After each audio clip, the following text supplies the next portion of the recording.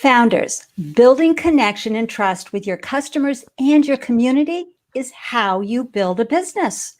Our guest, a world-renowned photographer and a creative entrepreneur, is sharing his best advice for using visual storytelling to grow your startup. And I got to tell you, you're going to love how he pivoted his business when COVID hit. Oh my gosh.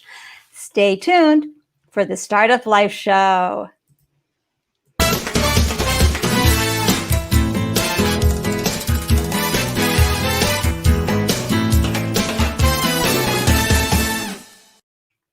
Hello and welcome everyone to the Startup Life Show. I'm your host, Ande, Lyons, startup coach to first-time founders. And after raising 4 businesses of my own, I now help newly minted business owners sleep through the night by giving them peace of mind. And I am delighted you carved out time to tune in and up your founder game, because as you do better, your business does better. And for those of you watching the replay, thank you for investing in you and your business today. Please be sure to click that subscribe button and the bell icon. Thank you. I am so excited to introduce you to our guest, John DeMato.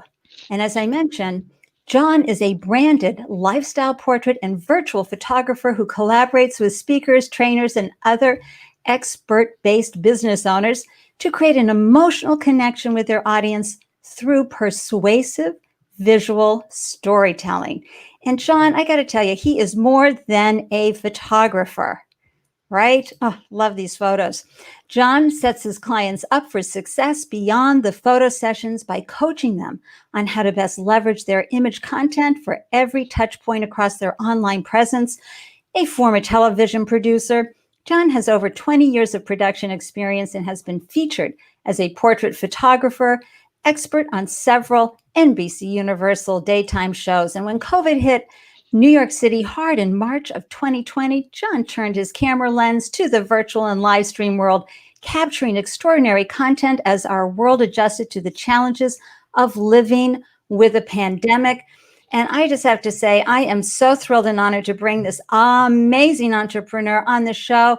Join me in giving him a hearty welcome. Hey, John, welcome to the Startup Life Show. Well, that right there is the price of admission. I love that. Thank you for having me, Ande. I'm so thrilled you're here. And, you know, I found you because Brian Fonzo was, pivoting from being an international speaker, and he shared some of the photos that you took from one of his sessions. And I went, oh my gosh, who is this man? I love his eye. And folks, when you are a photographer, you have your own lens on the world. And I loved, John, how you looked at the world during this time that became really hard for everybody, including yourself, right? Yeah. I unfortunately got the coronavirus early on when we all thought the world was ending. And right. It was a pretty scary time. There's no doubt about it. There was a lot of dark days. A lot of dark days. Yeah. And New York just got slammed. And here up in Boston, we did too. We had a super spreader event. But let's bring it back to what it's like to be a creative entrepreneur and be someone out there who's sharing their work. I got to tell you, founders, it's one thing if you have, a business like a SaaS business or maybe a food product business. It's not about you. It's not about your talent. I mean, yes, it's about you as a founder being able to build the business, but it's like you're kind of always looking out here. At least that's my experience. But solopreneurship, when it's about you and your talent, makes it a lot harder. John, you started off in television, in producing. Share with folks how you shifted and what I call I'm leaving payroll behind. I love Share, that. Folks. Yeah, that's exactly what it is. So once upon a time, I was a television producer here in New York, and in Stamford, Connecticut. I worked on The Maury Show, which is a nationally syndicated talk show. And over the course of the 9 years that I was there full time, I started to just grow resentful of the situation. It became stagnant. The work was just the same thing over and over again. And I started to grow a little just itching to get out. And I spent all of my hiatuses. We would shoot for 10 months out of the year and then have 2 months off. And every summer, rather than enjoying myself and spending time with family and hanging out and vacations, I was looking for jobs. And ultimately, I just never found something as stable or the opportunity to leave in the way that I wanted to. And then fast forward to 2013, and my mother was diagnosed with cancer, and watching that slow progression until she ultimately passed away, it kind of was that moment sitting bedside with her day after day, thinking to myself, what the hell am I doing with my life? I mean, this could easily be me.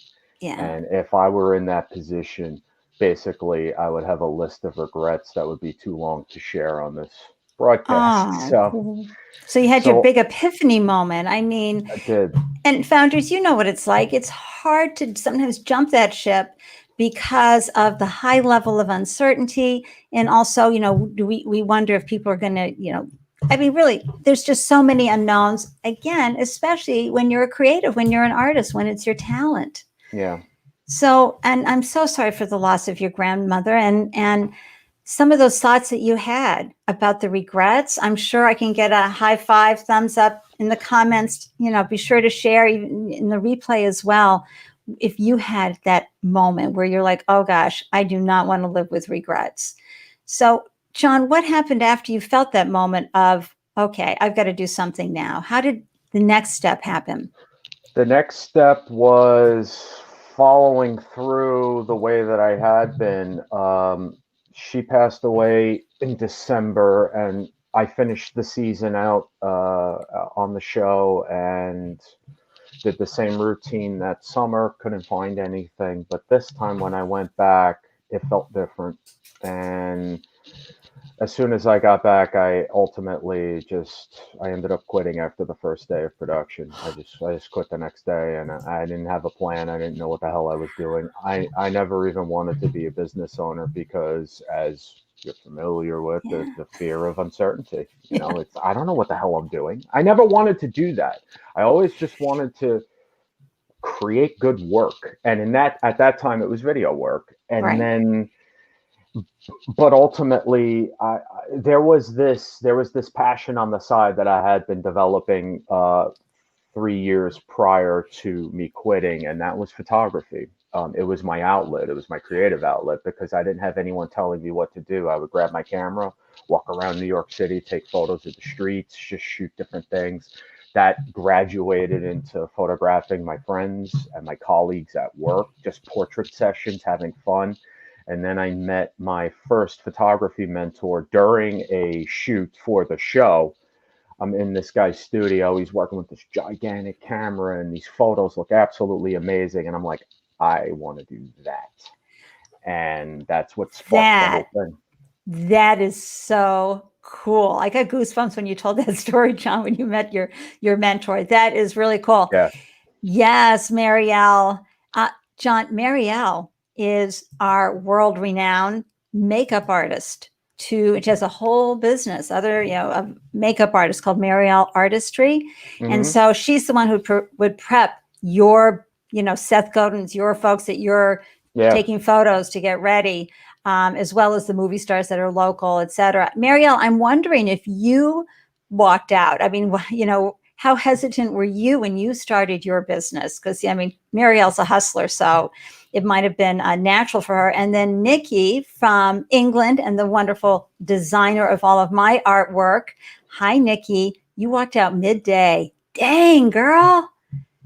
I at least waited until I had the HR meeting with all of the executives and then quit.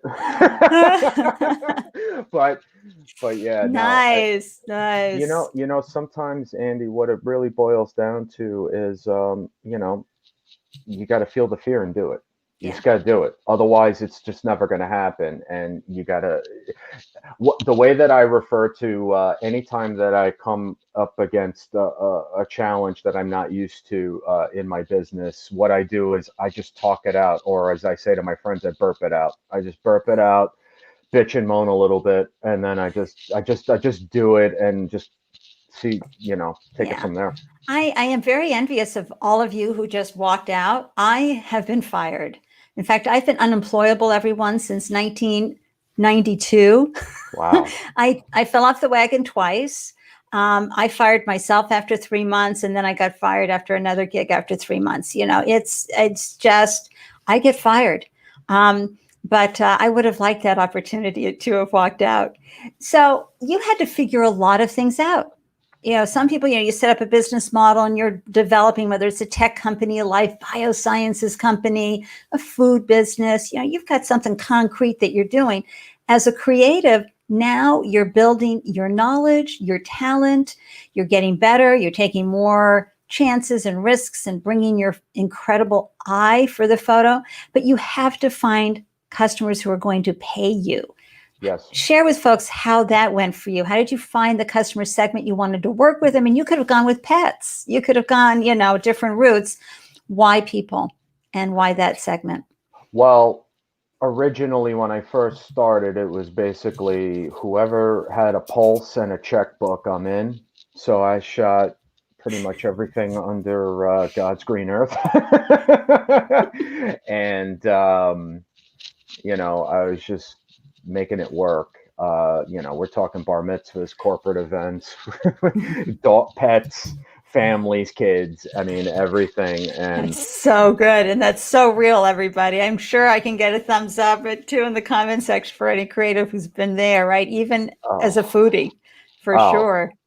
It's everything. But what ultimately happened was, while I was trying to figure out my business, I was also sorting out my life. And I came across a lot of different types of coaches and experts and trainers of various sorts, people in the personal development world as well as people in the marketing world. And then that led me down a path of meeting someone who was in need of portraits to promote her upcoming book, and she had zero social presence. And I had met her through different networking outlets. And that conversation turned into a photo session that is now my branded lifestyle portrait niche.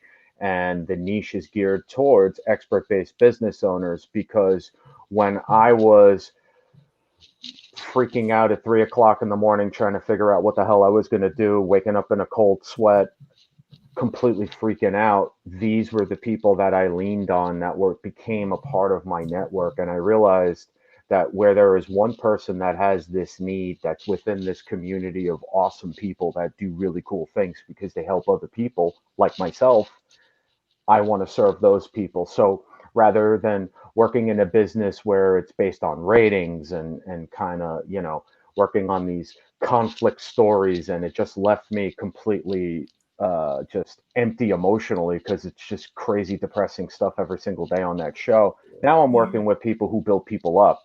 Nice. And they create a certain type of service that's going to help people to go from here to here. So that's what I wanted, and that's why I chose. That's how I got to the niche, and that's how I got to the people. Well, again, a beautiful prove your value prop moment, everyone. And it's wonderful that John he slipped into, thanks to his first client, into this wonderful category where, again, he had worked it on the Maury set, and everybody knows what that must have been like. Did you get hit by any chairs or anything? I almost got punched in the face a couple of times. Okay. Not because of me, but because of being in the middle of it with a camera trying to shoot it. But yes. Yeah. But to be more uplifting, not only for the work that the expert business person is providing, but also helping them through their own visual storytelling, which segues nicely into what is persuasive storytelling. We hear storytelling all the time as founders, especially in marketing and in branding. You've got to have your brand promise, your brand story, your this story, especially if you're pitching for capital, you're pitching your business to partner, you've got to have all this storytelling. How does it work with photography, with images, to build trust, to build connection? And, then we'll go deeper into what persuasive storytelling means. That's a lot. I know I threw at you. Yeah, you did. Thanks. Yeah. I don't have enough of coffee over here.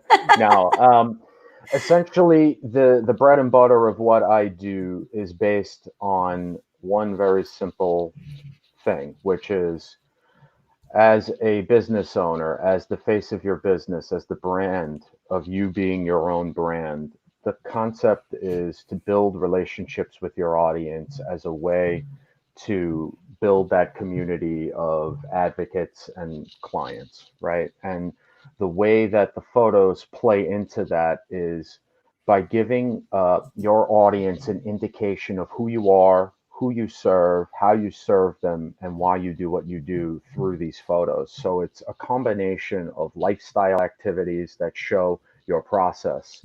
You know, you're giving your audience an entry point into your life so that they feel connected to you.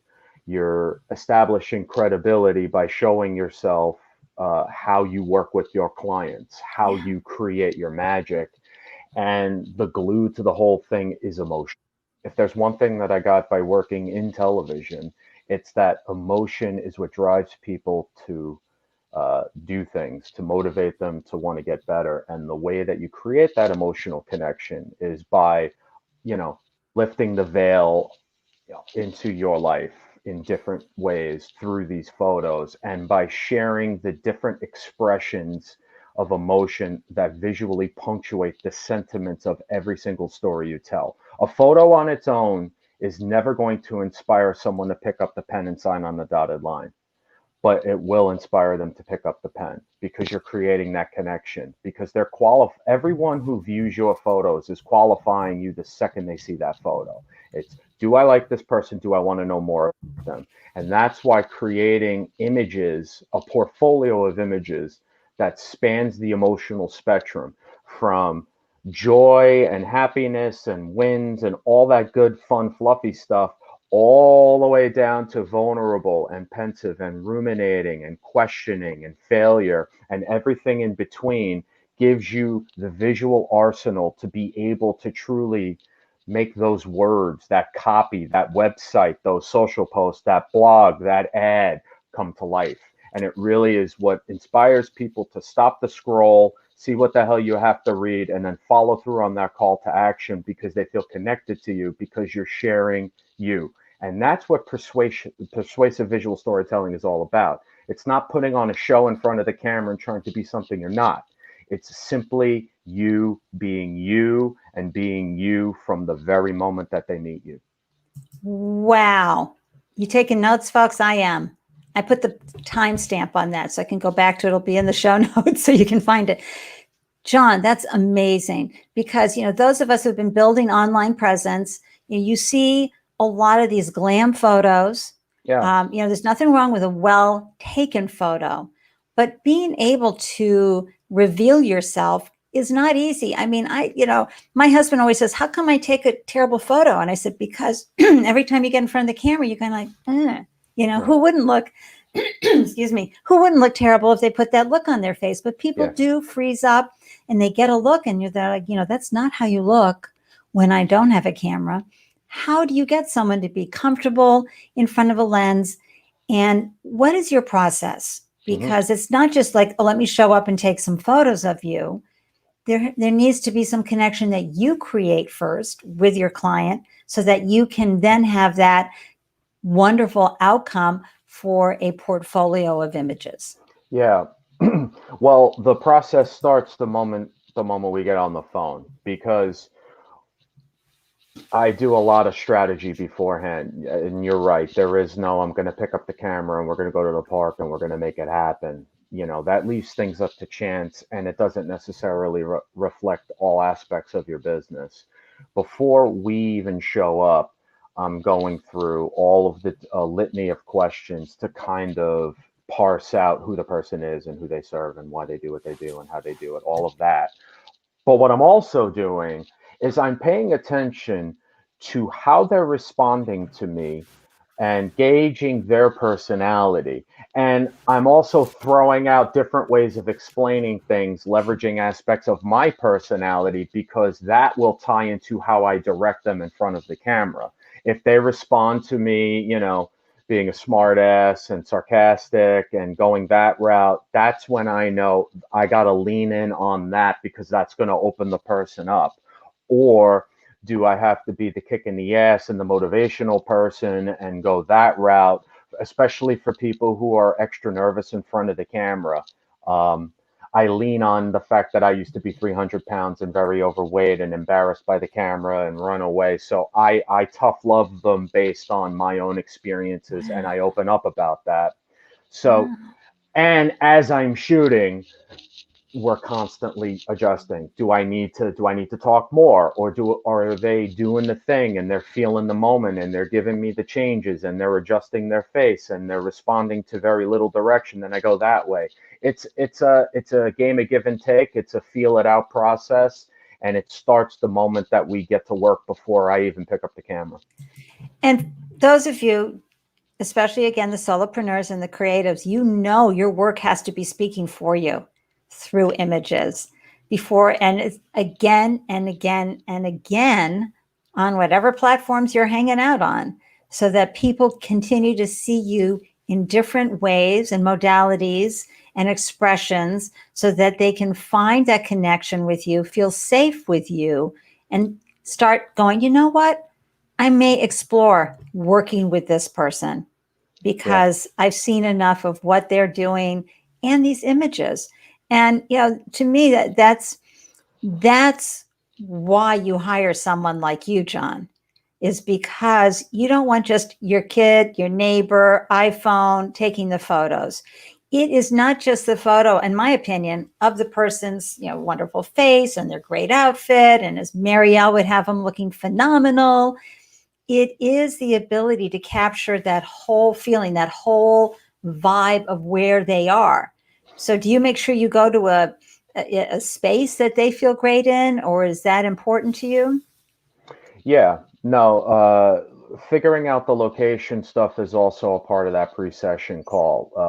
Depending, or if I'm getting on a plane flying to them, or if they are coming to New York to shoot with me, or we're going to meet somewhere in the middle if they're presenting somewhere, or, you know, when we're back to doing that full time, we do that.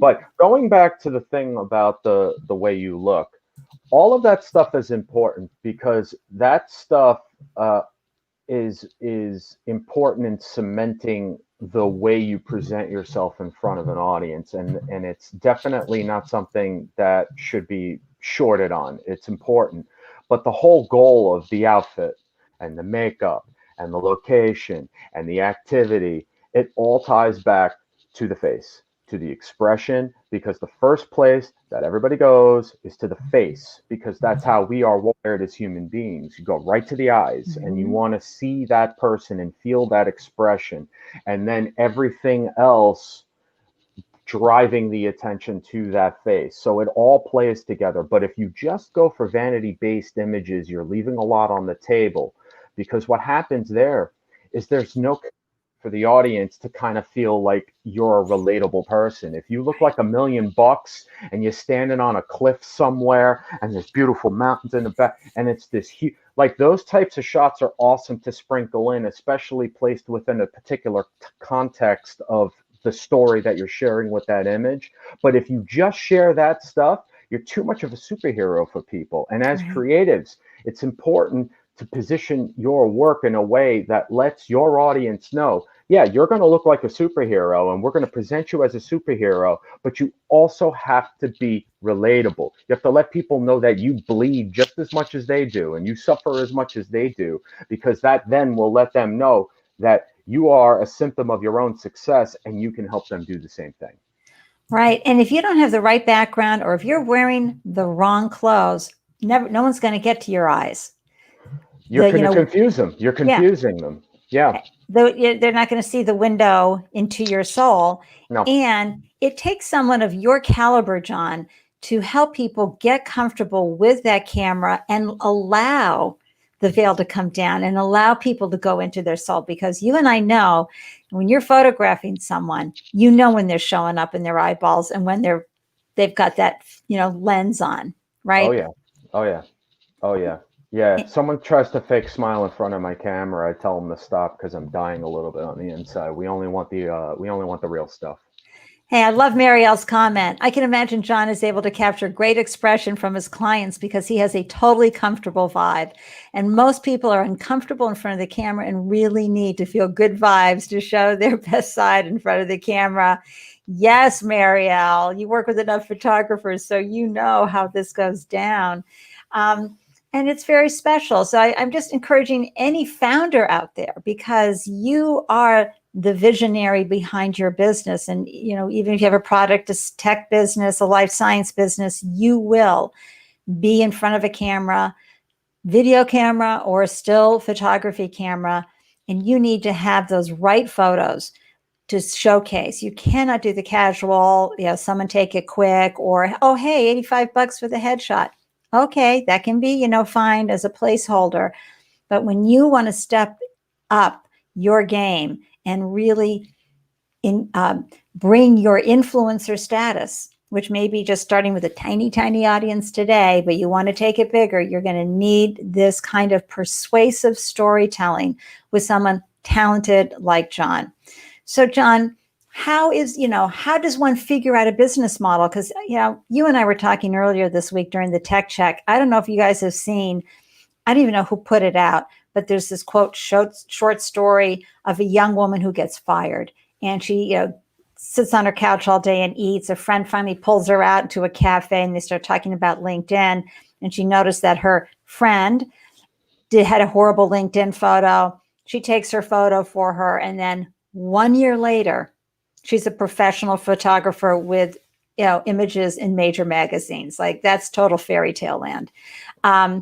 How is it building? You said, you know, you started to get the client one after another. You know, for those who are watching, who need some encouragement to hang in there, and I know who you are out there, you know that you have talent in what you're bringing. How can we encourage those founders who are trying to figure it out through a story that you may have for when you launched your business? Well, when I first launched the branded lifestyle portrait niche in January of 2017, I had a lot of help with my first client because she happens to be a personal branding and business expert. So she kind of helped me with the 3-tiered system and the branded lifestyle portraits, and I basically modeled the stuff that I'm talking about with you started back then. So that aspect of the business hasn't changed, but the iterations of the price and the add-ons and the way in which I market the service has changed so many times I can't even keep track of it at this point. And how do you figure out fees? Because I think it gets so hard when you're starting out. You know, how much do you charge? You know, so you're at, you know, at a much more seasoned place than other artists who are out there selling, you know, whatever they have, whether it's jewelry or photography or, you know, food, whatever. How did you come up with your pricing? Again, I received help with it, but the logic behind the initial prices were based off of my client kind of pointing out to me, listen, you know, looking out in the landscape and seeing what other photographers that are in your kind of space are charging, this would be a competitive rate in terms of starting out. I've increased it since, you know, 3 years later, but that's really helpful. but it was very difficult, to be completely honest with you, and it is challenging. And I think at the end of the day, what it really boils down to is you kind of gotta own your expertise at a certain point, and you just gotta wing it out there and see what happens and test. So let's talk about what happened. You know, because you would normally, what would a typical before the pandemic? What would a typical photo shoot entail for you, and what a day look like? Okay, so it would be either a 2-hour session or a 6-hour session. But prior to that, it would be a consultation call. Right. And then we would figure out all the outfits, all the locations, yada, yada, yada. Yeah. And then we would go to the session. In most cases, it would be within a week or two of the call. and then we go shoot. Wow. And yeah, that would be pretty much it. And so you would be on location, I and would be on location. you could be up close with the person. Yeah. No Yeah. mask, no mask, no No. hazmat suit, no crazy Right. spit shield like the dentists have that I'm seeing all over the city now. Yeah, yeah, Understandably. So I bring this up because being in two major cities that got hit hard right away. I mean, we watched what happened in Italy. We were watching what was happening around the world, but then it hit us. It hit New yeah. York and it hit Boston. So you didn't have anybody to watch over, so many months. Because even in Seattle, they didn't get slammed like New York City did. And so you got through COVID, you came back, you had to take time out, obviously, as you recovered, and there's a whole new landscape now. How does your business, I'm sure that's a question you asked yourself, well, what am I going to do to stay relevant during this? It's like, Yeah. and No, it was a scary time. Like I'm thinking about that now. That was a real. I was terrified. I'm not gonna lie. yeah, I didn't know what the hell I was gonna do. I didn't know if I was gonna ever pick up a camera and shoot anyone again. I was still sick. yeah, It was scary, and I was working on a bunch of other ideas that related to another aspect of what I do, content creation and things of that nature. And then one day, I'm a sponsor of the National Speakers Association New York mhm, City chapter, and I photograph their board for their headshots as well as other things. But the main meat and potatoes of what I do with them is I cover their meetings every month, and obviously that stopped. right. So there was their first virtual event. I'm like, ugh, Zoom. All right. I mean, I hadn't used Zoom in years, but I'm like, all right. So I signed up for it just to see familiar faces because I was, like I said, I was in a bad place. And Right. I was sitting in this chair just like this, still recovering, like, oh. And then I'm watching the presentation just like this. And I look over to my left and my camera bag is down there on the floor. And I'm like, you know what? Let me just grab the damn camera and feel useful and do something. So I grabbed the camera, stood up straight, just literally the way that this is situated, took a couple of shots. I looked at the back of the camera. And I'm like, these don't look as crappy as I thought they were. Let me just shoot the rest of the event for the hell of it. And I did. And I felt a little bit of juice. I felt a little better because I was doing something. I was doing my thing, even though it was shooting a screen, which is ridiculous at the time. And the next day I posted on Facebook and I tagged everyone that was in that post, all of the different speakers. A lot of them, I know personally. So I just threw out a post like I just wanted to do something, wanted to feel good. And I wrote this heartfelt thing. And next thing I know, it got a ton of attention. And no one knew I did it. So they were all like, what the hell is this? This is so cool. Thank you so much for doing that. And two people from that shared information about this virtual thing. And that's how the business was built and haven't looked back since. Okay, folks, come on. That's goosebump material again. John, oh my gosh. And especially if you've been hit with COVID, you know how the toll it takes. Anybody's been hit with the flu, it is weeks of feeling crappy. And that takes your energy down, takes your state of mind down. But you picked up that camera. It's just such a magical moment. I love it. And you started taking photos. And you shared it. You were vulnerable. Hey, I took these photos. They're, not half as bad. And you tagged everybody. Yeah. And now you haven't looked back. I mean, people are hiring you to do this. Is like mind-boggling, phenomenal. As I tell people, it's awesome when you can create something of value to those you serve through love and service. And I didn't even. I was more upset at myself. I'm like, why didn't I think of this? In normal times, because Zoom is such a ubiquitous thing amongst the community that I work with. And I'm like, I guess it took me getting knocked on my ass to figure something out. Right. And, Inbound 20 is happening right now virtually, which is a huge event that usually takes place here in Boston. Mm-hmm. Another wonderful opportunity. I wonder if they're capturing their phenomenal speakers and moments right now. I saw John, everybody, on his Instagram feed. And, one of the most beautiful photos, I mean, it really spoke to me, John, was in the window, probably right to your right.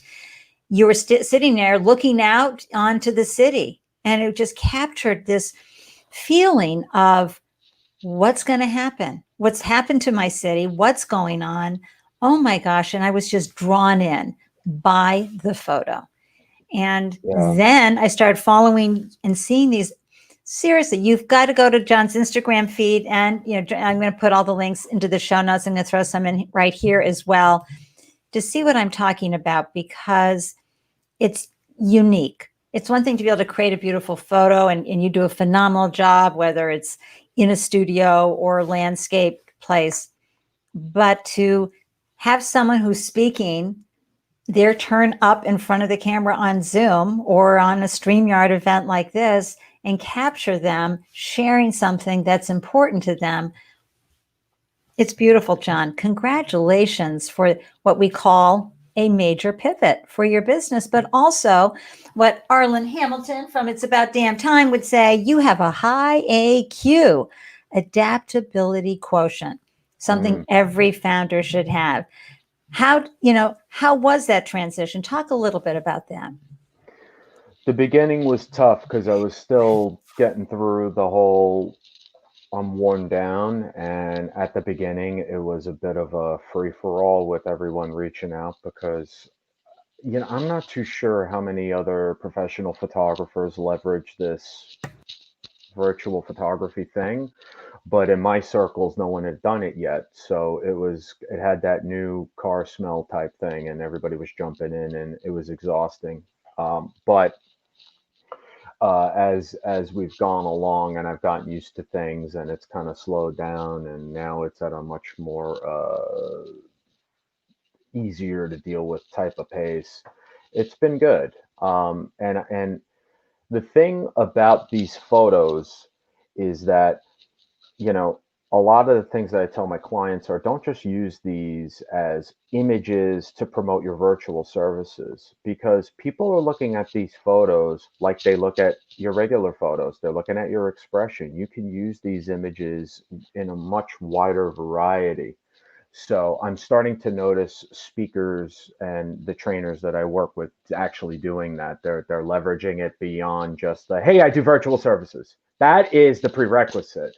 But then on top of that is the added storytelling ability, because it's still kind of interesting to see a screen on a laptop in an apartment, in various rooms of the apartment, from a variety of angles, because it still has that compelling, like, ooh, I want to stop the scroll quality to it. So it's kind of morphed. It's kind of morphed as we've gone along, and I'm sure it's going to adapt and change moving forward.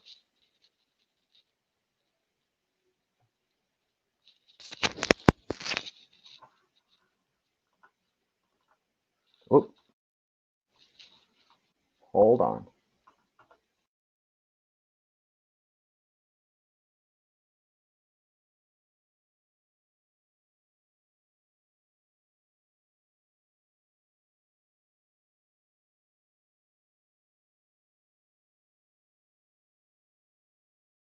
How about this? How about now? Can't hear me. Where did I go? Huh. Oh. Is that you? No, I don't hear anything. There you go. Now I'm good. Can you hear me now, Marielle? Hey, listen, this is not a Verizon commercial, folks, but this is what can happen on live, and you just go with the flow. Yeah. It's all good. So I want to talk a little bit more about how these speakers and influencers are using these virtual photos, because it's one thing to say, oh, look, I'm still around, I'm still happening, but it's another to tell the story. Oh, I heard, and I'd love to have some examples of that instead of making an assumption on my own as to what that's like. Yeah. I mean, basically, like I said, the way that you show up for your clients right now revolves around this screen, right? So if you're talking to them about the way that you can help them, it's important to give them the experience of what working with you looks like.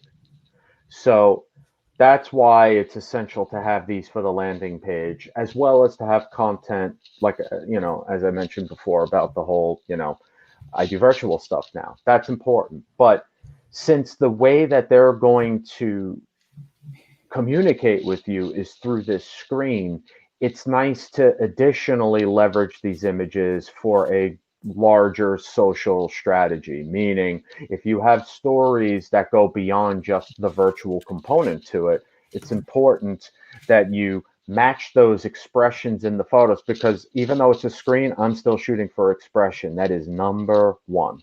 We want those juicy, across the emotional spectrum shots, which means when you share stories that visually punctuate, or the images that visually punctuate those stories, piece them together and share them. And a lot of my clients are now, that's like the 2.0 of what these virtual photos are. Yeah. And John just said something really important, everybody. This is how we're in the world now, is this screen that you're in front of, whether it's your handheld or your laptop or your desktop. And we need to start doing the storytelling around that as well, because so many folks can have the great photos of them on the stage, which was important to showcase how they work with people, taking questions from the audience, things like that. But now to show the conversations happening through the screen and through conveying, that expression, shooting for expressions is so important, because we have more to share with our body language than we do with our written words. And I think that's the beauty of what you're capturing now, John, is how people are showing up. And just, like COVID-19, as we say from the weekly pitch event that I have here, or the monthly pitch event I have in Boston, is that COVID-19 will not disrupt the innovative startup community we have here. Your innovative startup founders will not be interrupted by COVID-19. Find your AQ, your adaptability, intelligence, and find a way to shift your business. And heartfelt understanding for those of you in the restaurant and bar industry. I know this is just impossible. And many of you are shut down, closed down, and you don't know when you'll be back. Trust me, you'll come back. Businesses come and go all the time. You'll be back. Don't let this be devastating for you. Find a way, some other way that you can express yourself through food, who knows, but let's keep that conversation going. And for anybody who has had a loss through the COVID-19 pandemic, let's keep that conversation happening on how we can adapt. And as John said, geez, why didn't I figure this out ahead of time? It never works like that. It's always, it's a lightning bolt moment. As we say up here in Boston, dawn breaks over Marblehead. It's just a feature that can happen when you're just hanging out. And sometimes in our most discouraging moments, for me personally, it's in the shower, everybody. It's, I think, the ions in the water, I've been told. That's when I get my inspiration. But John, throughout this, you have shared some wonderful stories around how it's been like for you as a founder, and especially a creative founder, especially someone who had that moment in your life where you said, damn, if I were to die today, I'd be having so many regrets. That's got to change. And it was so powerful for you to just say, see you bye, people. Now, having you had the courage to do that, your life became more important, whatever that needed. And please take this in, folks. When you're in the founder journey, it is the best personal development program for you. You will never lose by being a founder, but you're going to have some tough nights and some tough moments. How about you, John? When have you, share some of your stories so that and how you sort of mind shifted yourself out of the founder paralysis moment? I remember countless days sitting in Starbucks on a random afternoon, staring at the wall outside, wondering, why am I doing this? I have no idea what the hell I'm doing, and this is insane. I'm out of my mind. So many, it's funny, we all have challenge. At every plateau, there are new challenges. It does not matter. This never ends. I think once I set myself up in my mind to understand that it's never going to end, that's when it became a little bit more palatable. But the sleepless night thing for sure, the freaking out thing for sure, the So not. did you go for a walk? Did you, slap yourself, snap out of it, like Oh, the shake? positive. Okay, so there's a couple of different things. Ultimately, I ended up taking a positive psychology course with a colleague of mine about 2 years ago, and going through that process and learning all of the different interventions, and not just the interventions, but the why behind we're wired the way we're wired, and what motivates us to show up in the world the way we want, and how to live a fulfilled life based on this positive psychology framework really, really helped me kind of figure out what I need to do when I started to lose my mind. And just a lot of positive self talk. It's a Yeah. lot of resilience training. It's a lot of questioning when I was sick, when I had the thing and I was freaking the hell out, and I had like 5 to 6 days of crying basically because I read everything online, so I was a mess. And one day I sat on my fire escape outside my apartment and I just talked to myself really loudly, and I probably sound like a complete psycho to people that were on the first floor. I'm on the third floor on the fire escape, and I just self-talked the hell out of myself to get out of it. Questioned every single doubt, every anxiety, every fear, and I just out loud just said to myself, countering every single one with total and complete stream of consciousness logic. And I probably was out there for about 20 to 30 minutes nonstop. And it's that kind of thing, the self-talk, that really the questioning the negative loop in your mind, and to stop it. Because if you don't stop it, it will compound and compound and compound to the point that you're in bed for 12 hours not moving.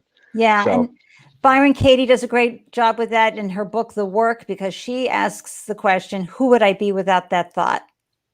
Is that thought real? Is that thought truth? So that's another way of just stopping those thoughts, because they will run the bus and you got to kick them off the bus in order to move forward. And of course, I always talk about it being like baking soda in the chocolate cake mix.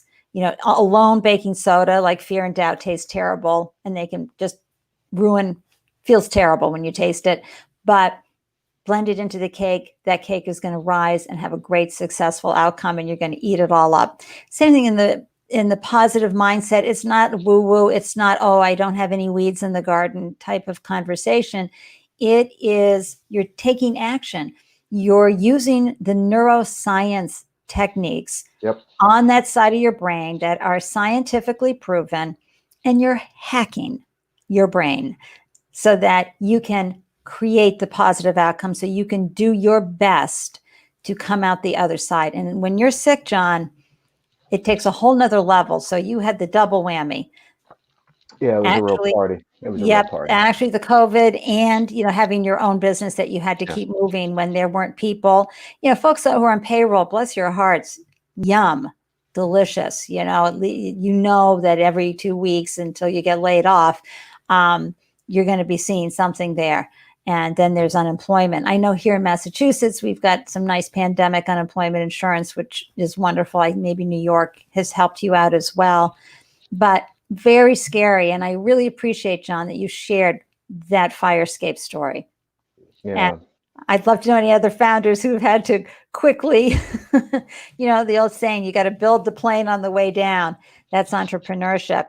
That's the thing about this whole pandemic. This is not just pandemic. This is Tuesday for me for the past 6.5 years, being on my own. It's, and you said something earlier that really resonates with me, because I've shared this in content in articles with my audience, which is, the best personal development is being a business owner, because you don't have a choice. Either you're going to adapt and you're going to grow and you're going to figure this out, or you're going to lose your mind and you're going to end up having to go find a job, Right. because you can't do this without having that in mind. Right. Otherwise, it's just not going to happen. As you do better, your business does better. That's why you have to constantly be doing things like watching the Startup Life show and listening to folks like John, founders like John, who have figured this out. John, what does the hashtag YeahAbsolutely mean? Hashtag YeahAbsolutely. Thank you. It represents the life before being a business. Speaking of personal development, nice segue. Nice job, Andy. It ties into the way that I lived when I was working for someone else, where I was very insecure and very resentful of what I was doing and appreciative of that time. But the bare bones of it was I knew I needed more, and I would shy away from any new opportunity, any challenge, anything that took me out of my comfort zone. I was more of a no way kind of person. And then the whole thing with my mother happened, the transition to figuring out this was not for me, quitting my job, and then throwing myself into the lion's den, trying to figure out what the hell I was going to do, forced me into being more of a proactive person, or someone that was willing to take risks. And that's kind of where the YeahAbsolutely came into play. Again, another mind hack. Hashtag YeahAbsolutely. I got this. You bet I'm doing this. Yeah.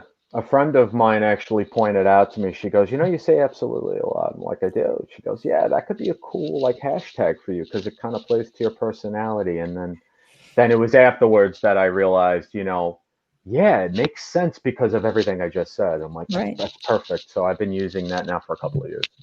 So, John, how can we support you and your business? Because the Startup Life community loves to add wind to the sails of their fellow founders and open doors. And let's just put out some wonderful DeMato photo deliciousness. Well, I think the best way for anyone to support me is to sign up for my blog and kind of get a better understanding of how I serve those that are in front of my camera. You just go to johndemato.com and the pop-up will be right there. And if you're on social media, I have all my handles on every single page of my website. You can do that. And when you sign up for the newsletter, which is 3 times a week, I will be harassing your inbox every Monday, Wednesday, and Friday. I have a free gift for everyone. It's minding the gaps in your online presence. And basically what that minding the gaps document does is it kind of gives you a little bit of more of an idea of, the types of image content that will really resonate with your audience, to give you an indication of where you are with that process and what you need, and then how to kind of figure out how to meet it in the middle and really present yourself and your business in a really putting your best foot forward with your marketing. I love that. Gaps in your social media presence. Minding the gap. It deals a lot with social media, a little bit of the website. It's all that kind of stuff. Everybody, it's all storytelling. Every day, every minute of every day. Sure, you're certainly, of course, working on your deliverables, but with your marketing and your branding, it is storytelling. Your brand promise is the emotional connection you have with your customers, and it's your promise to always be this person when they show up. It's beautiful. I put LinkedIn, for all of John, if you're watching the replay, all of John's links are in the show notes. Folks watching live, I added them all to the live thread. And I'm grateful, John, that you were so candid and so honest about what this journey has been. I am so honored to have you on the show sharing this story, because I have been in awe and wonder from the moment Brian Fonzo pointed me to your IG profile and seeing how you walked through this journey. When John talked to everybody about having the yay, light of the life, face down to the pensive, reflective look, he captured that of himself as well and shared that. So please go over to his Instagram feed and build a deeper connection with this wonderful entrepreneur.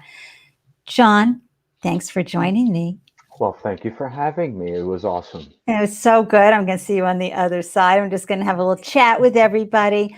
And again, everybody find John everywhere he goes. He adds so much value. And I know he'll be available for any questions that you have regarding his work in the world. I'm just going to keep his banner running down here so that you can grab that information.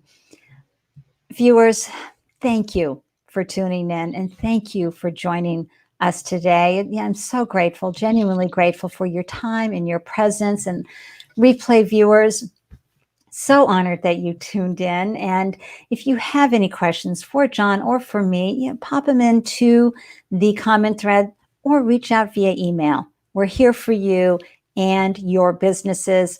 And again, for those of you watching the replay, be sure to click that subscribe button and the bell icon so you know whenever I go live or upload a new video.